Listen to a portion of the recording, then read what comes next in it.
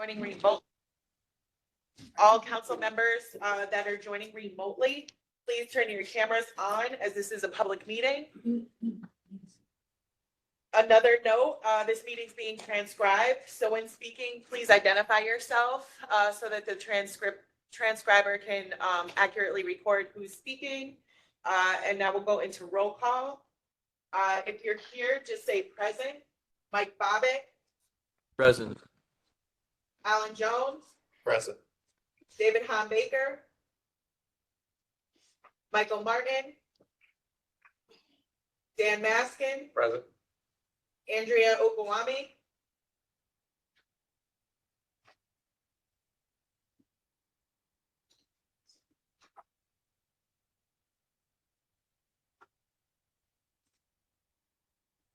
Buffalo is muted. Are you guys able to unmute your mic?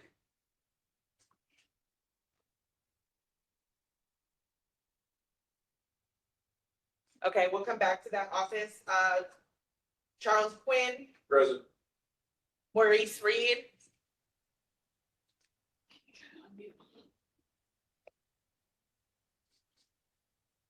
Eves Bias.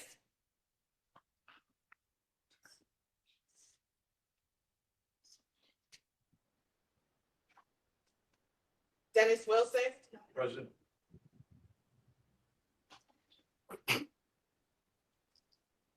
Okay, I think we're still waiting for Buffalo to unmute.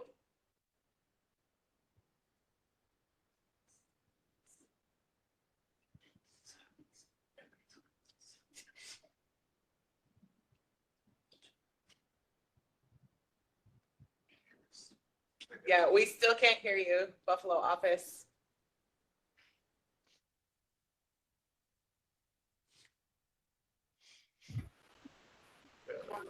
Okay. Eve Bias. Hello? Hi. Yes? Thank you.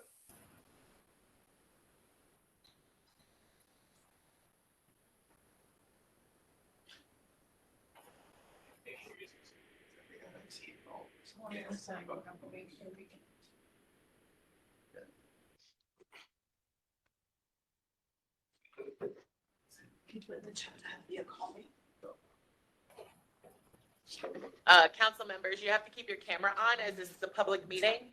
Yep, thank you.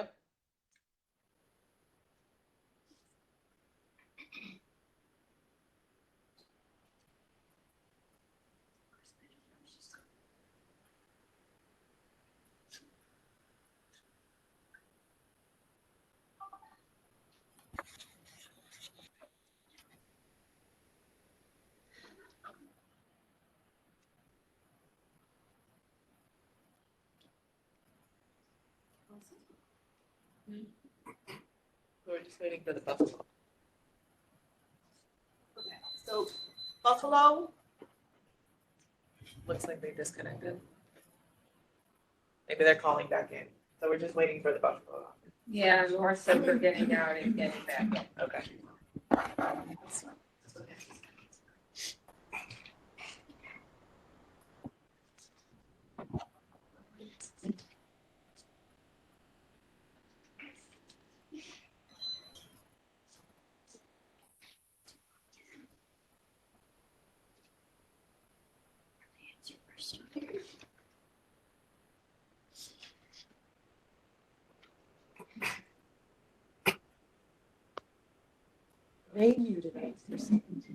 There we go. All right. Can you hear us? Yes, we can. Thank you. Andrea Okwami. Sorry, say what? I think you muted us on your own. Okay, can you hear us Andrea? now? We can. Okay. Andrea Ogunwumi, present. Thank you. Laura Rossman, Present.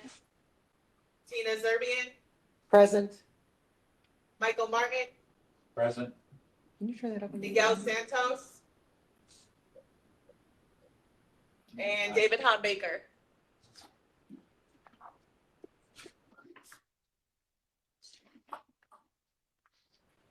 Chairperson, we have 10. We have not established quorum. Thank you, Nikki. So, Welcome. let the record reflect we didn't have a quorum today. So the next item is a welcome. from your new chair. So first, I want to express my thanks to all the council advisory members for faith and confidence in myself, as well as Alan, as well as Laura to serve in these roles. I'm thankful that I have colleagues like Dennis and Tina and Dan, whose example I will strive to follow. I don't have much by way of remarks right now. I was really looking forward to announcing we had a quorum. We didn't, and so for my part, and I'll ask Alan and Laura to join me on this to continue to work with our peers and with Department of State to try to achieve quorum at the next meeting.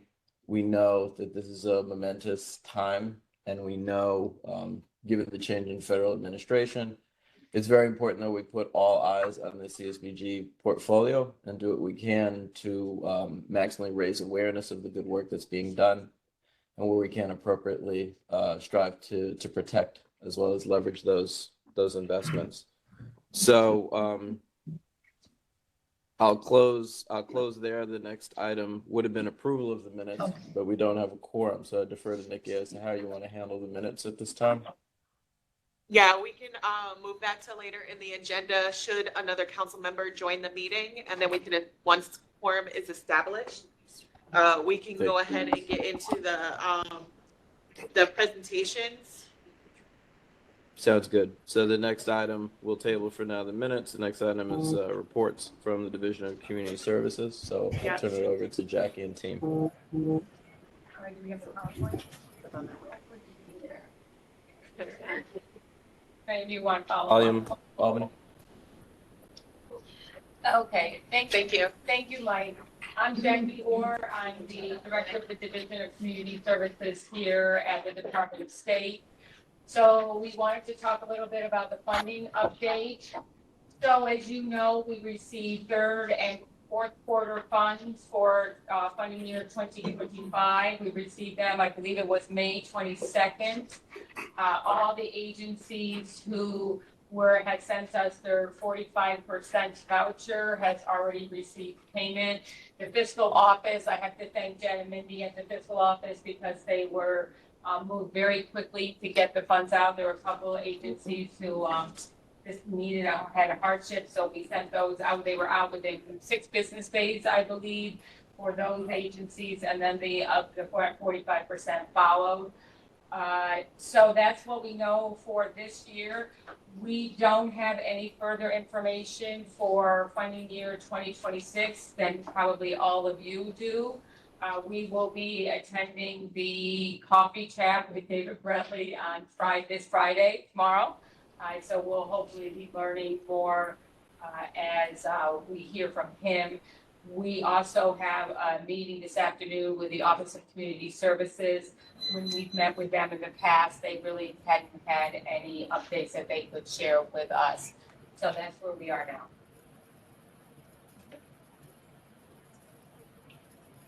Great, thank you.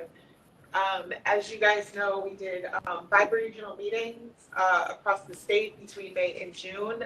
Right now, it is the drafting and comment period for the 26-27 CSBG state plan. And so just talking a little bit about the process and timeline for events. First, wanted to thank NISTA for coordinating our sessions to draft the state plan and to make changes and suggestions from there was a work group that was coordinated. And so again, just wanting to thank the members, Mike Bobbitt from DYCD, Dennis Wilson from Fulton, Montgomery County, Ann Black from Fulton, Montgomery County, Corey Fetplace from Connecting Community Action, Nancy Turo from Peace, Amy Turner from Mohawk Valley Community Action, Leslie Bush-Chrisman from Allegheny County Community Opportunities and Rural Development, Elizabeth Croft from Madison County, and Charlie Quinn from Regional Economic Community Action Program. Those individuals were instrumental in our discussions in this work group. And so we started our process in February.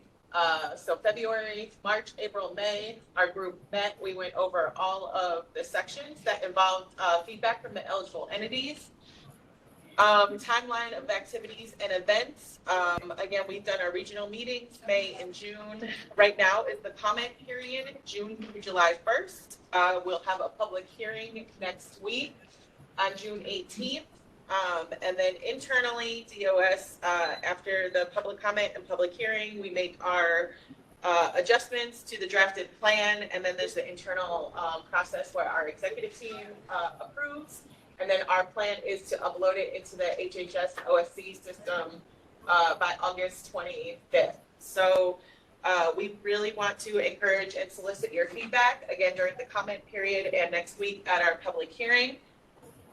Next slide. Again, just a reminder, right now we're in the public comment period until July 1st. And then our public hearing will be next week on July 18th. The next slide talks about a reply form and how you can make, how you can submit comments during this time. And if you wish to present testimony during our public hearing, there is a reply form on our website that you can print out. And then anyone wishing to present testimony, we need the reply form and your testimony by tomorrow, which is July 13th, or sorry, June 13th. And then we'll be taking public comments until July 3rd. Until next slide. And some of the changes that you'll see are updates. So some of the statewide goals. Don't want to read directly from the slide, but you'll see our goal number 1 is to administer a triennial assessment. Goal number 2 is to provide training and technical assistance. Our goal number 3 would be to coordinate funds with other programs to avoid duplication. Goal number 4 is to generate reports and share those reports with our network. Goal number 5 is to distribute funds in accordance with federal and state statutes. And goal number 6 is to implement technology-based solutions and to streamline documents and to reduce administrative burdens for our agencies and our state office. Going to the next slide, there was discussion about the state use of funds and state training and technical assistance. So anyone that has ideas that are not already listed in 7.9H, I believe, under the discretionary section, we wanted to keep our categories very general so that when a pilot program or a suggestion comes up to use those discretionary funds, we kind of fit it in one of those categories where our office has to put a justification and a single source together. And some of those activities that you'll see are low-income support services, affordable housing, mental health, substance abuse, workforce development, reentry, fatherhood initiatives, family enrichment, community and engagement development, professional development, and achieving organizational standards. And you'll also see that we expect to continue our partnership with NISCA, and they are going to address, they have 5 needs that were identified in their TNTA survey, which was frontline, direct support, staff support, financial oversight and management, human resources, storytelling and communications, and data management and evaluation. Next slide, we talked about state linkages and communication. DOS is committed to foster collaborations and linkages with other state agencies and other agencies aligned with anti-poverty initiatives.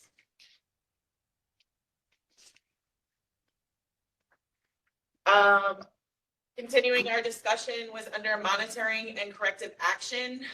DOS plans to take a more targeted approach to mitigate risk. And we'd like to provide more training and technical assistance in partnership with our eligible entities and developing and monitoring their progress. The next slide are a few monitoring updates. So before I get into those, are there any questions about the state plan? I know I went over that kind of fast, but if there's any questions, again, a reminder about the comment period currently happening until July 3rd. and the public hearing next week on June 18th. Any questions? All right, hearing none, I'll move to monitoring updates. If there are any questions, feel free to reach out to myself or Jackie. Monitoring updates, so internally, we've been working on a tripartite board compliance and guidance document. I'd like to say it has been approved, and so internally, we are looking to have a discussion to roll it out to staff and then roll it out to the network and provide some further guidance. In the policy, you'll see that we're giving agencies an observation period once DOS knows about a board vacancy of 90 days. We want to work with you as much as we can to fill your vacancies on your board. We know times are trying and challenging. Unfortunately, after 90 days, it could lead to a finding if not filled. Yep.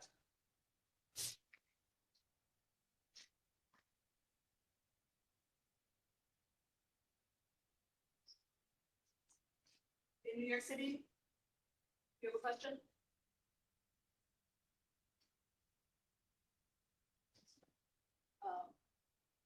Oh, hold on, we can't hear you. Okay. You should be able to unmute yourself now. Victor, try to unmute it.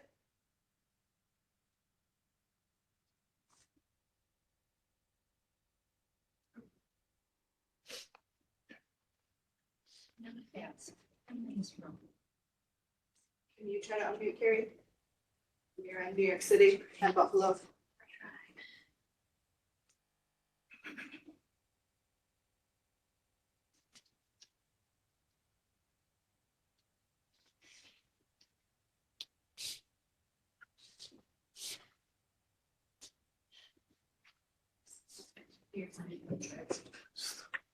Victor, can you try to unmute again?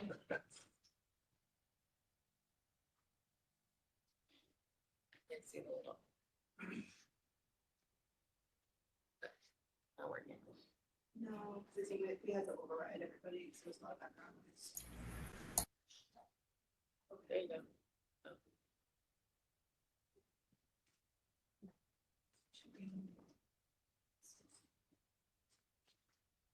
What's the difference? Yeah, everyone. Joy says.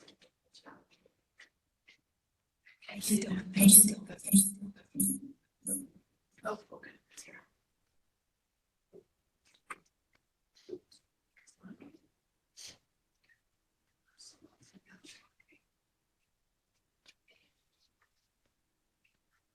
Oh, sorry. Here, sorry. I didn't want to.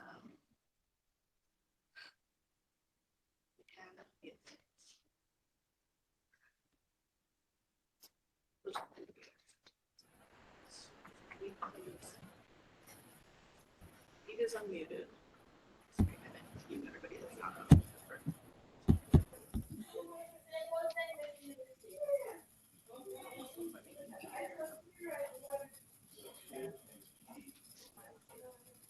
Can you ask New York City to? New York City, can you try to unmute yourselves again? It's still not working. They may just have New York City and Buffalo offices exit and come back in. Victor, can you exit and come back in? And New York's Buffalo office as well. Okay.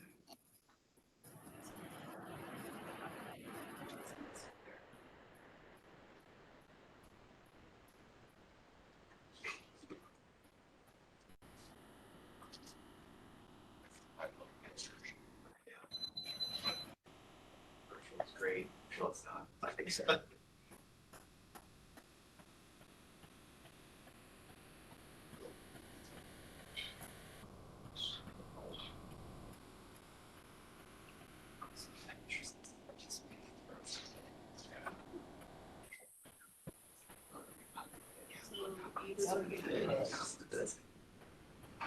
Yeah. All right, thank you. We're just waiting for Buffalo to rejoin.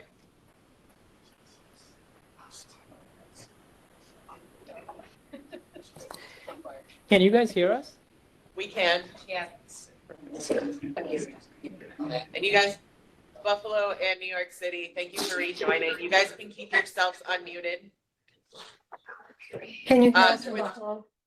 Yes. Yep, yes. There was a question from New York City office. Mike Bobbitt, New York City. I had a quick question about the plan. You talked about essentially leveraging Department of State by interacting with other state agencies, and it may not be spelled out in the plan, but I was curious to know over the next 12 months, are there particular other state agencies that you're targeting? I think so. We put in the plan, collaboration with NYSERDA, a collaboration with ONA. There were a few others in there. It's under, section 9 of the state plan. And I don't have the draft plan in front of me. But there are a few specific offices that we're interested in partnering with. I think OCFS is another one.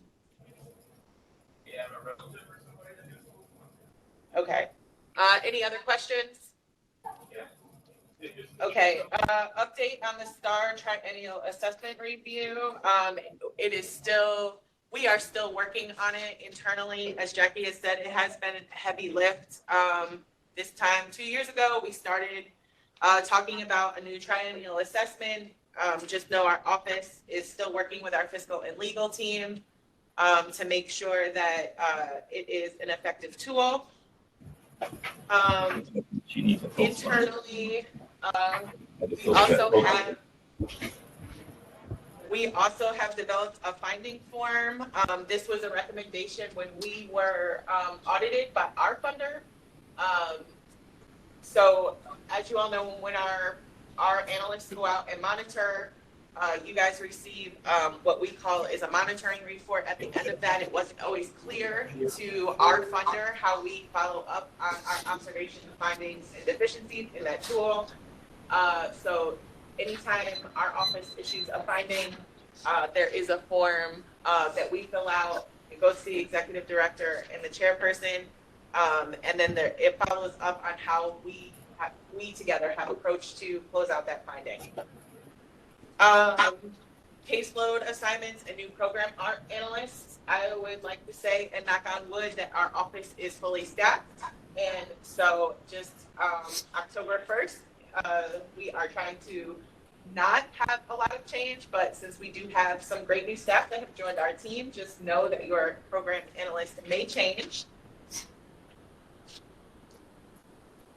And with that, are there any questions about our monitoring updates? You want to talk about? Okay. So with that, if there are no questions, I'll hand it over to Amy to talk about discretionary. And before Amy does that, this is Jackie Oregon. Before Amy does that, I want to go back to Mike's question, and I was looking it up, Mike, because I couldn't remember the name of the office and the full name of the office. But one of the attorneys from the Office of the Domestic Violence reached out to us and to talk about how we can connect more and more linkages that they can have with the Community Action Network. So I'll be meeting with them in the near future.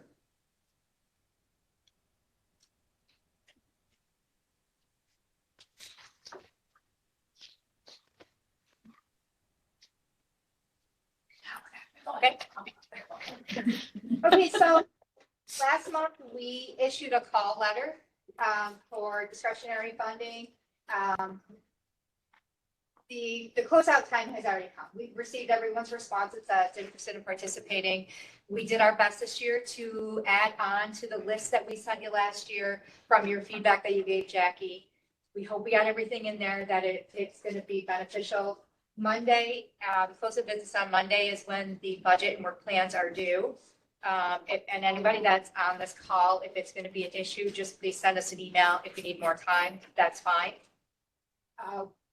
We are starting our new contracting process with these contracts. So we have eliminated a lot of steps in our internal review. They're going to go from your analyst that's currently assigned to you will upload them. They will go to the fiscal staff, and then they will remain with my staff in the ARU to finalize the review. We're hoping this expedites the processing time. But when it does get to our review, our staff, we will send you a pre-approval so you can start spending. We're not going to make you wait for your signed copy of the contract. So we're going to try to push these through as quickly as we can because the end date is 9/30. Anybody have any questions on that?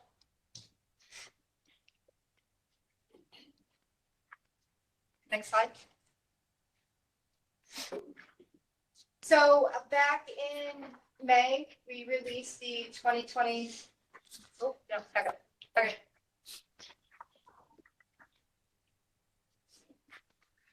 Back in May, we released the 2026 contracts.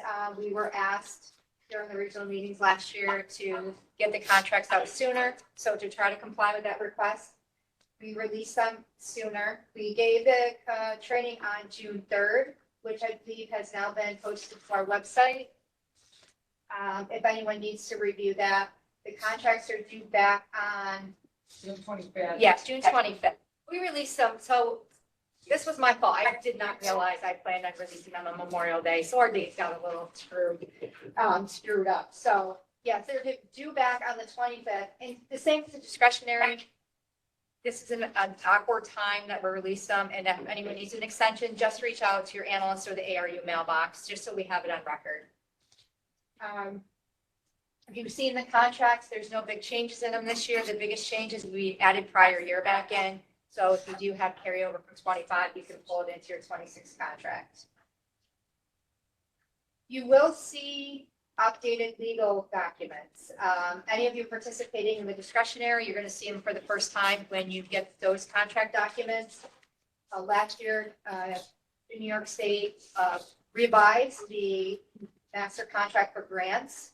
And with that revision, they pulled out a lot of the information that applied to federal grants. So it got reduced down to about 13 pages, which triggered these additional documents you're going to see. You're going to see an Appendix A, the Attachment A1, which we've used in the past, but this has been revised. The Attachment A2 has been revised, and then you're going to see a new attachment, which is A3. Attachment D, it is going to be very familiar, but there's some revisions. That's as much detail as I'm going to go into. We are going to do a separate training so that we can go over all of the changes and why it looks different. We'll try to get that organized as hopefully prior to before we execute the 2026 contracts. Salem can change the slide. And finally, here is just some information from the 2024 CSBG annual report. You can see on the screen, I pulled out some of the MPIs that were reported on. This is across all 47 agencies. This year, the network in total served 9,067 more individuals than in 2023. For unemployed youth that attained employment, there was an increase of 4,662 youth that were able to get employment. For individuals that demonstrated improved basic education, there was an increase of 2,597. Children demonstrated skills for school readiness. There was an increase of 1,413 children. Individuals increased their net worth. 104 additional individuals met that. Individuals purchased a home. 91 additional individuals in 2024 purchased a home. Individuals obtained safe and affordable housing was an increase of 2,673 individuals. Individuals that demonstrated improved physical health and well-being, there was an increase of 1,392. And individuals that increased skills, knowledge, and abilities to enable them to work with community action to improve conditions in their community, an increase of 9,796 individuals. I pulled those out on this just to show how strong the network is and what you're able to do with your funding you receive. So congratulations to you and those great achievements.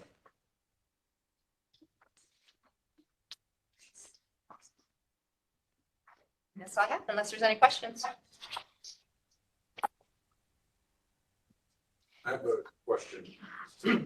Charlie Quinn, with respect to the contracts, I'm glad that we're on a fast schedule, but with federal funding, will the state be holding back the contracts until funding comes in?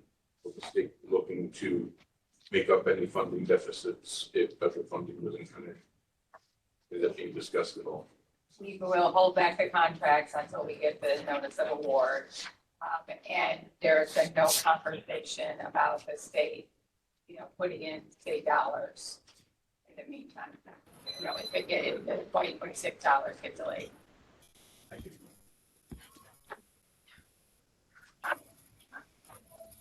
Any other question? This is Jackie, or any other questions?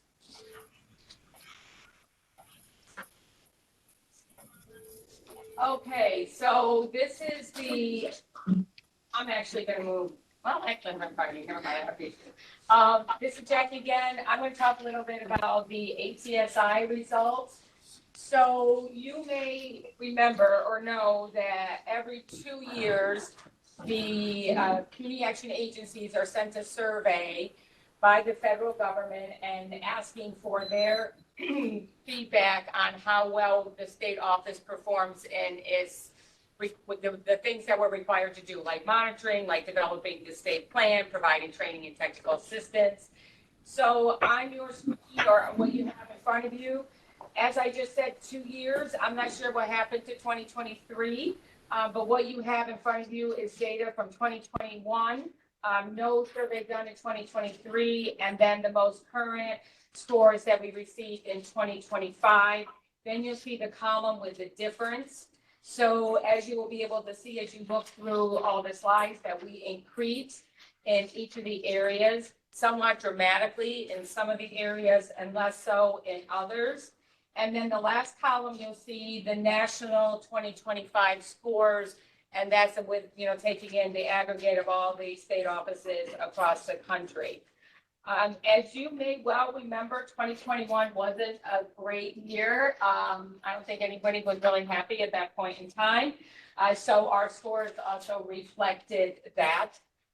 So if you take a look at them, the development of the state plan, we've increased a little bit in each of those subcategories. Distribution of funds and the quality of the process. We also increased from a 33 score to a 41. The use of discretionary funds, you can see we increased somewhat dramatically, 17 and 18 points, particularly around the transparency of the distribution.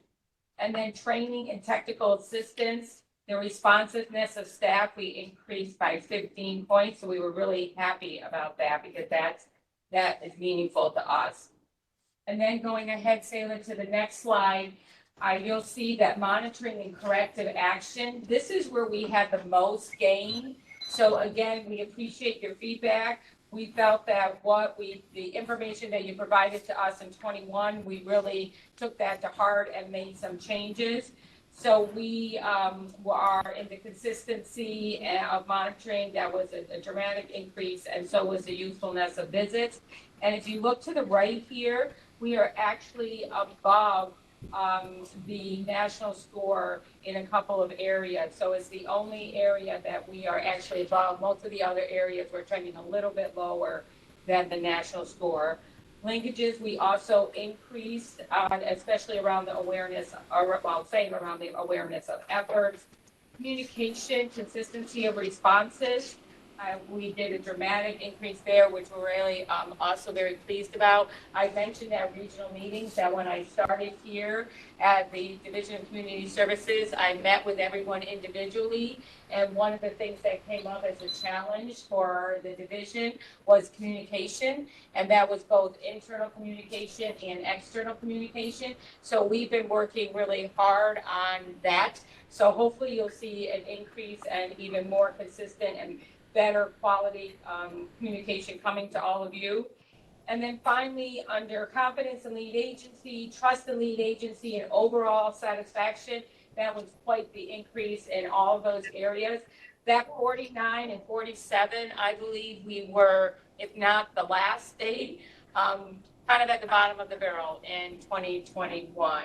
So again, we've done good increases and having you have confidence in us and trusting in us, our ability to do our jobs.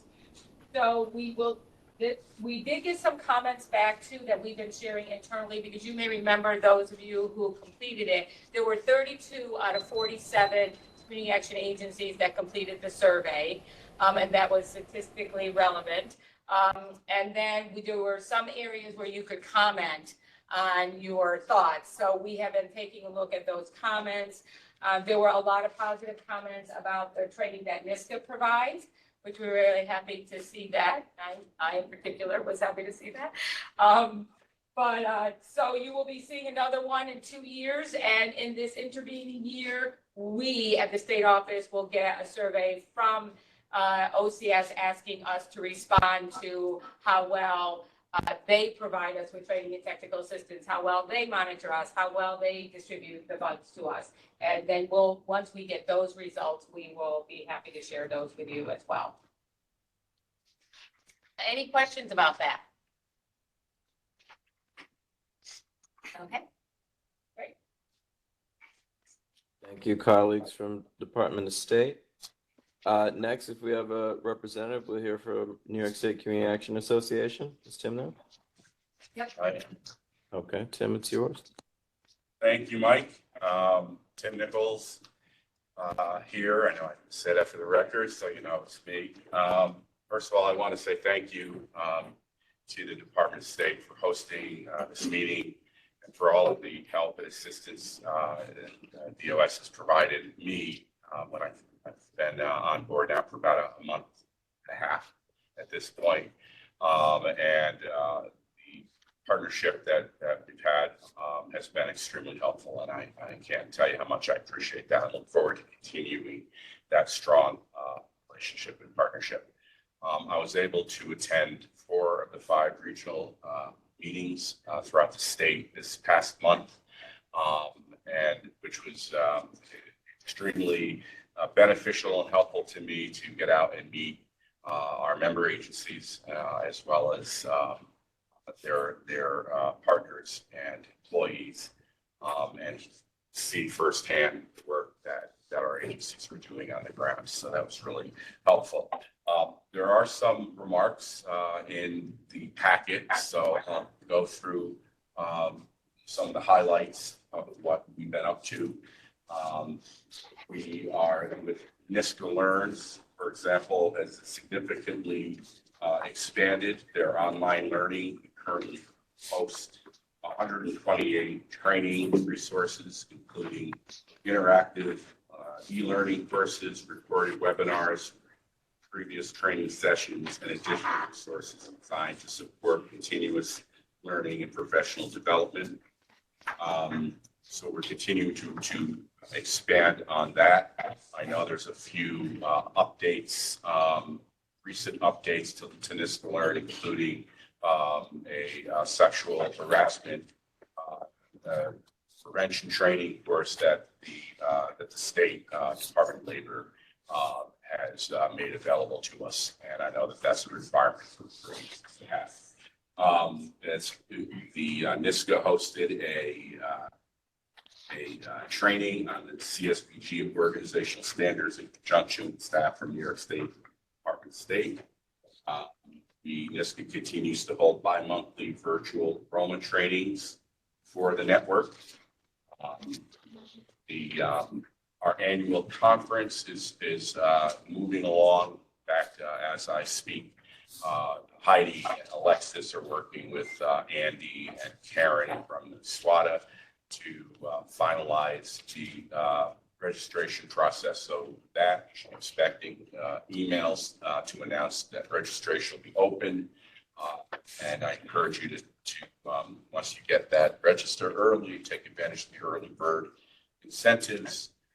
We are still filling in the agenda for sessions, so we're open to any proposals. If anyone has any thoughts on that, I know we received 2 from you, Jackie, so that's good. But we do have quite a few openings. That'll be our focus moving forward. But that's beginning October 7th up in Syracuse, and we look forward to having a productive and eventful conference. Heidi is working with the Emerging Leaders Institute. The group is 24 in one, so I can't see that well. I forgot my glasses.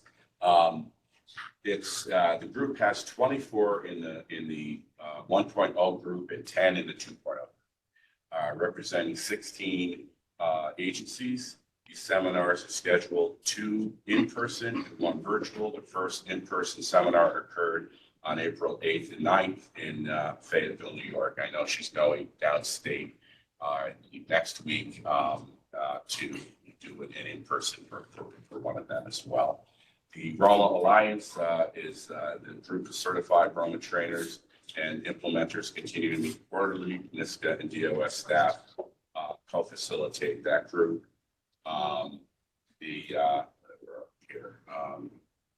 Monitoring group, work group members are provided feedback and recommendations to DOS about the monitoring framework and potential new monitoring tools. With respect to the state plan, NISCA will be weighing in with comments on taking feedback from our members. We'll be submitting written comment as has been done in the past. So we expect that. We're also encouraging our members to also provide input as well. So we'll be following up on that. And last, NISCA continues to support peer group listserv and in areas of finance, human resources, executive assistance, artificial intelligence, and information technology. The group meets on a schedule that they determine, so that is ongoing as well. I think that's pretty much it on my end, unless anybody has any questions. And again, it's in your packet for further.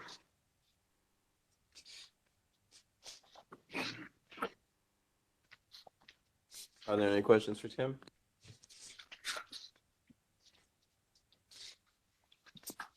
All right, thank you, Tim. The next item is old business. As in the agenda, there are 2 items. First is an update on filing vacant advisory council members. DOS, do you want to speak to that? Yes, I do.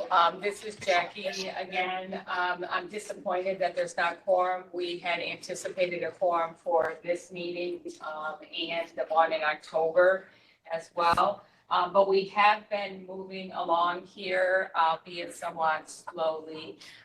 So we have 2 people in the pipeline to be assembly appointees. One is Greg Richards, who's here with us now. We have a letter from his assembly person, but we need a letter from the speaker of the assembly. So we're just waiting on that. And the same thing with Brenda Soto. She is with Pastone, and you may remember Pastone, Bill from Pastone and somebody else from Pastone, used to be on the advisory council. And so Brenda, same thing. She received a letter from her assembly person, but we need it from the speaker. So they're both working on that. So it's actually taken longer than we anticipated since we've been working on this since January. But we expect certainly by October that they'll be full-fledged members of the advisory council. And then the last is Maureen Abbott. You may remember Maureen was the CEO at Tioga Opportunities. She's also interested in being on the CSBG Advisory Council. So she sent me her resume a couple months ago. I forwarded it on to our government relations person. So she's going through the governor's appointment process. And all of you know how long that takes. So I don't expect Maureen to be joining us in October, but hopefully at our first meeting in 2026, she'll be able to join us. So hopefully with those, that we will be able to reach quorum. But what I want to say is we have some thoughts here, but if any of you have any ideas of who you think would be interested in being on the advisory council, please let me know. Once more, so we'll still have 3 governor appointee positions that we have to fill. And then I think after Greg and Brenda come on, we'll have no assembly, but we still will have 1 vacancy under the Senate appointees. So we'll still have 4 after the 3 that are happening now. So if you have any ideas, again, please let me know. Just letting know that any names you'll give me, you know, the Senate, if the person wants to give me a Senate appointee, they could do that sort of on their own.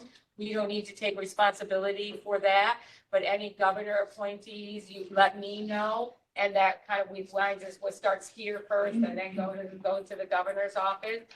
I just want to caution that we just have to let the folks know that it is a long process. So it's not going to happen right away. But what we're also encouraging is like Greg being here today. So I was appointed to the ECAC, the Early Childhood Advisory Council, and that took a long time. And it was also during COVID, so it probably took longer than normal. But I was invited to attend the meetings before I became a governor appointee. So, and then we just had different color name tags. So everybody knew we weren't like legit yet. So whoever if you have names that you want to suggest, that's what we'll do. Because since the appointment process is so long, we don't want to lose someone along the way, which we've already lost 2 people along the way in the governor's appointment process. And I think that's partially because we didn't do a good job of bringing them in and inviting them to join us at meetings. So I think that will help keep the person, you know, going along and being interested. Any questions? Dennis Wilson, it's not about appointment success in 4 weeks. What are we doing about people that just don't show up? Alan? I thought I'd make a recommendation, Mike, and I don't know if this is appropriate for the EOS staff as well, but as council members, would it make sense for us before the meeting to have a list of individuals to call ourselves as a reminder, maybe to reach out to existing members as another member on the council and encourage them to attend? I don't know if that's appropriate from EOS's perspective. I would be thrilled if you would do that. This is your council. Right. So you're able to do that. Is it, I think several of us would be happy to do that. Dan Maskin? This Retired. is the court reporter. I'm sorry to interrupt, but I would need the speaker to state the name, please. Oh, Dan Maskin. Do the bylaws address attendance? Reading them down, they're in the folder. I am looking at them too, and because I remember having a conversation about this before, but I don't know if we ever. But while we're looking at that, I know Charlie's reading it. I think, Alan, from our perspective, I think that would be great, because like I said, when we sent out the meeting notices, we had quorum. Otherwise, we would have just moved to other meeting dates, because if everybody can't, especially because we were sending out these meeting, dates back in January and February, so we would have moved to a different meeting date. So we were confident we had quorum. But I think if somebody could reach out, before the meeting from another council member, that can only help. Charlie. This is Charlie Quinn. The bylaws do say if a member misses half of the scheduled meetings in a calendar year, the chairperson shall notify the member and the officer who made the appointment, apprising them of the individual's lack of participation. What page is that? It's Roman numeral 3, letters on the front page. Charlie, Mike Bobbitt, DYCD, I appreciate you flagging that language, and to me, it also calls to attention the cadence of meetings and how many meetings within a calendar year are going to be proposed to be held to be able to take action on that. Because if we only meet once or twice a year, you know what I mean? This is Charlie Quinn, and I agree with you, Mike, and I think the bylaws say at least twice a year. Yep, you do. But we can increase that. And I was just saying when we were walking up here that I thought we used to meet more than twice a year. Okay, What's that? more than twice a year. We used to meet 4 times a I year. thought something. That's Yeah, what we I used to thought. meet quarterly, and then we talked about shifting it to 3 times a year. Would certainly be in favor of having quarterly meetings again if there's interest in that. That's Dan Maskin again. I mean, I don't think even, if things don't fall in technically within the language of the bylaws, maybe people that have missed several meetings, we could just informally give them a call and say, what are your intentions? And just kind of let them take the lead in whether or not they want to stay on. We do that ourselves in our own board. Yeah. Agencies will call 4 members. Usually they say, thank you for calling, you have to resign. Dennis Wilson speaking. Yeah. This is Michael Martin in Buffalo. Just how many members did we have present today? What was the final count? 10. And we only have how many members positions filled? 13. We have 13. We So- needed 11. But that's based on the full membership, but how can we do that if we don't have the members filled, which is part of the problem? But in the last meeting, I had made a suggestion, could we amend the quorum standard to be a majority of members seated? Yeah. Because then we can function. Yeah. The people that are on are mostly, well, you have quorum, it's just that it's the vacancies that's killing us. Yes, we could have all the members show up, but that's a tall order when everyone's busy and everything's got people traveling, things happen. So is that can we as a board just, we probably can't do it now because we don't have a quorum, but is that something we could just do, or does it take the state? Like, what happened to that thought from the last meeting? This is Dennis Wilson, has been discussed in the past, but the quorum is based on the full members, the full slots available, whatever you want to say. But it's not based on full people seated. But in the bylaws, it says of council membership. So if it's a vacancy, is that, any lawyers in the room can answer that. Does that count as membership? So Charlie Quinn, at the last meeting, Rob Vandervliet did say that this council is controlled by a specific statute. And it had to be based off of all the available seats, all 20 seats. So, is there any way we can, again, try to change that statute then? Working with the legislatures. Putting pressure back on, fill your seats or change the statute. Help us do the work for the people. And our attorney, we don't, Rob, most of you know Rob, he hasn't been working with us as much anymore, so we work with Anais.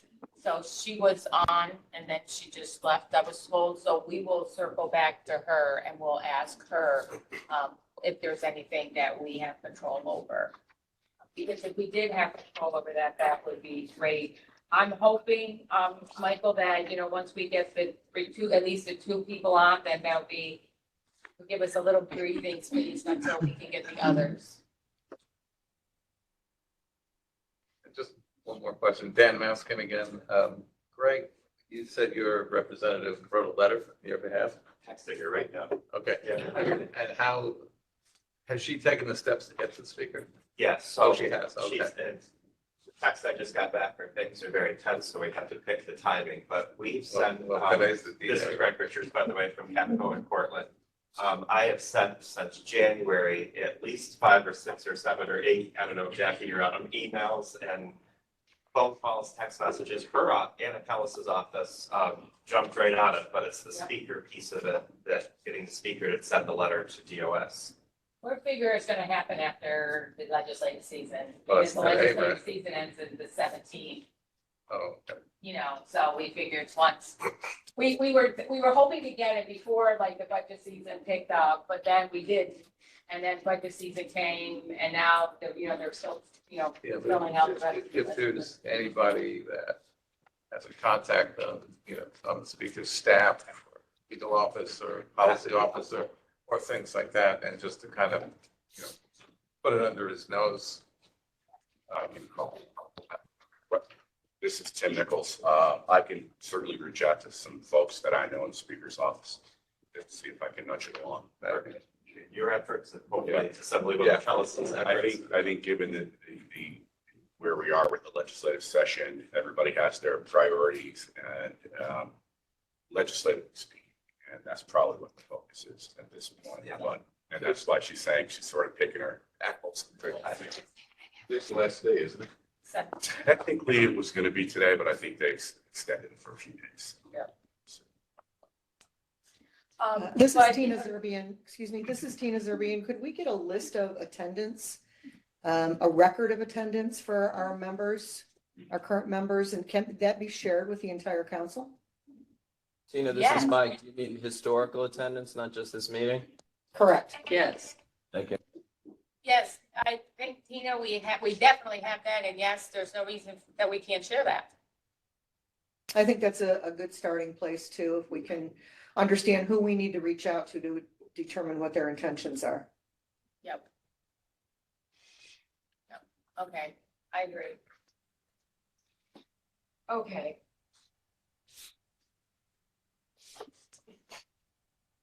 If there's no further discussion on this item, there's a second item under old business, New York State Annual Report to the Governor and Legislature. Yeah, I just wanted to comment about that because even when I was at NISTA, I never kind of saw it. I know it's on the DOS website, but I just wanted to draw your attention to it, and we'll share this with council members every year, and again, it's on the website. But it's something that we do every year. We do a report that goes to the governor and the legislature. And it really has an overview of the funding for the year and how we spent discretionary dollars. So like this year talks about the emergency assistance, disaster relief, migrant assistance, and the financial literacy. It also references the outcomes in the annual report by domain. And there are, we keep it the same every year because there's certain statutory requirements that we have. So if the template stays the same, and then obviously the content changes from year to year.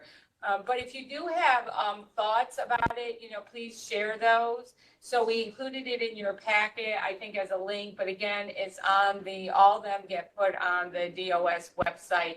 We did share it also in our newsletter, just because it seems like something that besides putting on our website wasn't shared widely. And our newsletter goes to a lot more than just the Community Action Network. So because who gets on our website searching for the governor's report? Probably not many folks. So if the more we can have it out there and visible to folks, the more we can share the work of community action. So I just wanted to draw your attention to it. And that's all I have. Thank you, Jackie. If there are no comments or questions about Jackie's item, then we'll move on to new business. Is there any new business?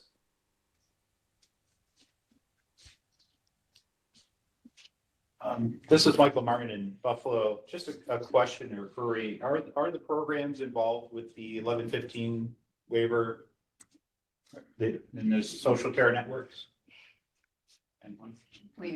Yeah.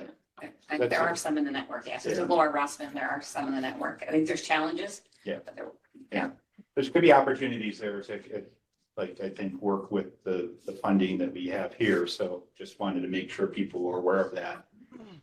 And then maybe you can explore on their own. There are challenges. It is for the Medicaid population, but I know New York State's trying to show proof positive of that before their time runs out. So. This is Alan Jones. We are involved as well. How to run that. This is Charlie Quinn. One of the goals that's in the new CSBG plan is coordination of resources. I forget exactly what it's called.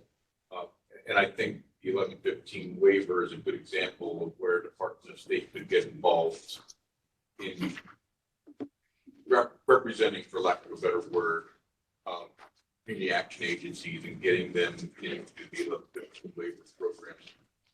We're in it as an agency, but we feel like we get lost in the mix of larger organizations in our region. It would be helpful at times, it seems, if an organization like Department of State was helping us take a more meaty role. All right, that's a good suggestion, Charlie, because I know Michael, when I was at, this is Jackie Oregon, when I was at NISCA, we had a lot of webinars with those folks that are leading it in the regions to meet with the community action agencies way before it kind of even became a reality. So the community action agencies have been well informed of the 1115 Medicaid waiver for months now.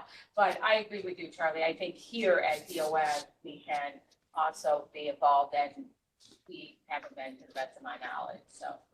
Dan asking again, during my brief stint as the interim director at NISCA, there was a lot of negative feedback against one of the organizers of the 1115 waiver. When that person contacted me to make a presentation to the network, the response from the network was, no, we don't want to hear from them, because there's been so much frustration in putting all the pieces together.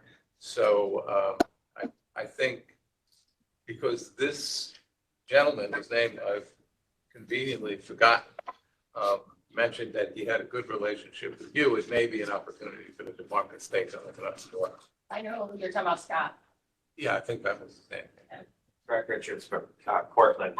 We have had a pretty frustrating experience with it, and so we've taken a bit of a step back, not really pursuing it too much, just because we've had a lot of challenges getting up and running, and feel like there's some real issues with the process, that we're not getting quite the support from our SCN. We're in the central region. You with Healthy Alliance. We're with Healthy Alliance, and so we're in communication with them to try to improve that, but we had to take a step back just because it got real messy real quick on top of, other jobs that we have, and just a long road just to get into the system.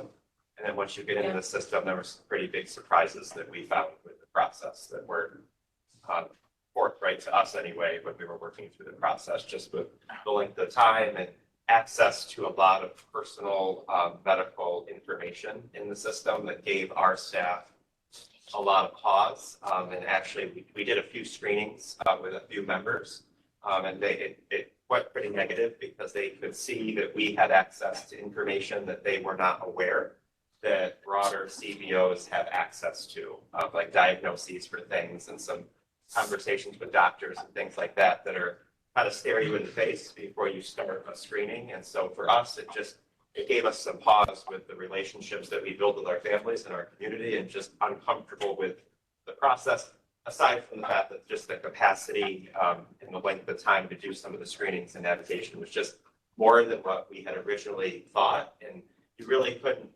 discover a lot of that until you got into the system, and you couldn't get into the system until you jumped through 10,000 hoops, maybe not that many, but quite a few, to try to get there. So it was a bit of a frustrating experience. Felt like we spun our wheels for something, got to a point, and then I pulled us back from it until we can get some better clarity and get to a better spot with our SCN. And it's been a bit of a struggle to get good answers.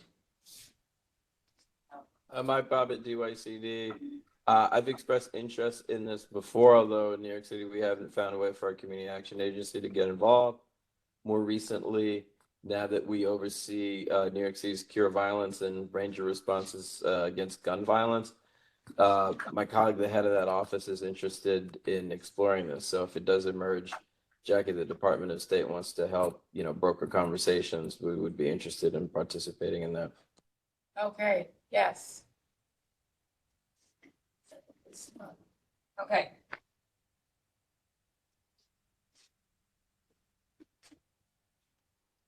Are there other new business? Is there other new business?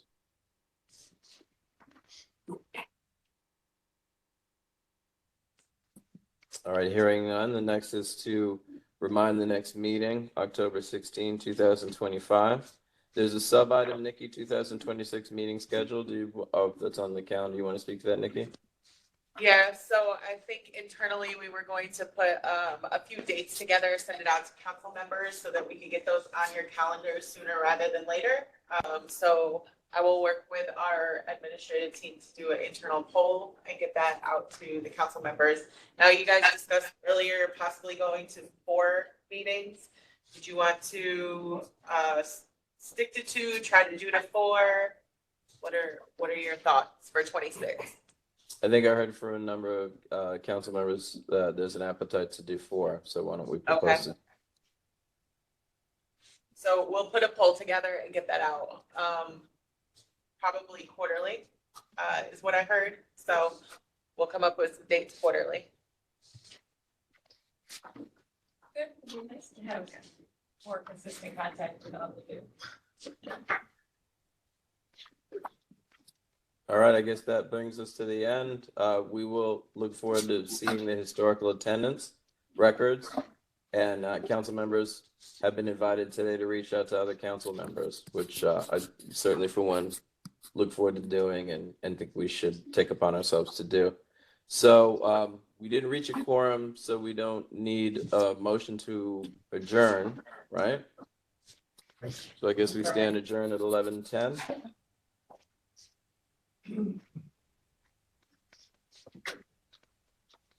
If so, thank you, everyone.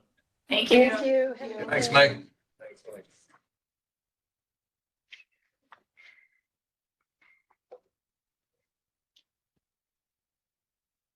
Mike. This is